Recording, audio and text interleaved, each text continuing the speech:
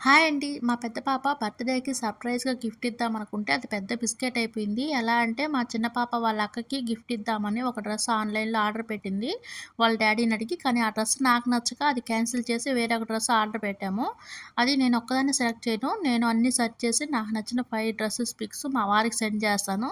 వాటిలో మా వారు 2 సెలెక్ట్ చేస్తారు. అవి ఇద్దరికి నచ్చితే ఆర్డర్ చేస్తాం. అయితే ఇలా మా ఇద్దరి పిల్లలకి 2 డ్రెస్సులయితే ఆర్డర్ చేశాం. కానీ మా వారితో నేను చేసిన వాట్సాప్ చాటింగ్ మర్చిపోయి అలానే ఉంచేసా.